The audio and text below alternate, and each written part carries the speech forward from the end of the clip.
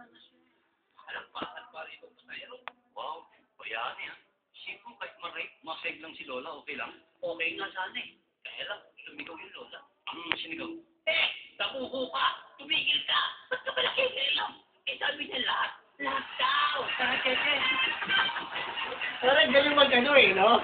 Ilang pag-deliver eh, no? Ilang sagutan. Sabi, kasi nga ako, pre, wait na. Umiikot, di ba? Eh, dinitin ko na lang ba ito dito?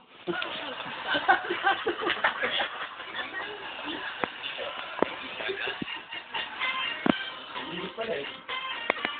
Naman. Grabe ang tension sa iyo siya, pare. Dahil sa ako nangyari. Sinabi mo pa. Sana mag-isip-isip mo na lang. Dahil pati ang mga babae natin, napiksado eh. Teka, di ba ang anak mo nang doon? Oo, yun. Sabi ko nga, ipatan mo kayo sa dito sa Pilipinas eh. Ay, nag-iisang superpower ang US, pare. Sumobra lang tiwala nila. Ay, totoo ka. Pero alam mo bang, may isang kababayan tayo doon na dahil sa tanda, nervous pare, namatay. Dahil sa pera? Hindi! Dahil sa tanda. Ano kaya, pinadala sa kalbo yung pang... Kawawa, ano? Pati nga sa airport yung pang... Nagulat yung nakuha, ang biglas na kabaho. Yun ako. Ano pa napatin mo pa kayo, parang atik na sa lamig. May kasama kong sulat. Oo, ano masulat? Parang galing dito eh. Napaka-deliver? Oo. Yung patay na bangay.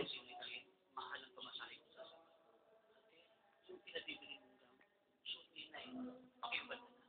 Yung gusto na kuya ng price, so pakibat na.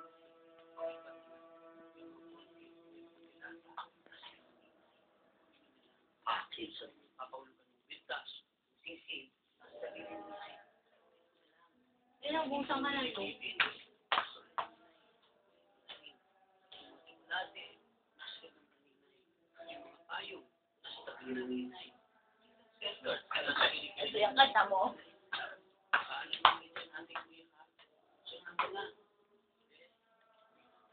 Pakitami sa bilang.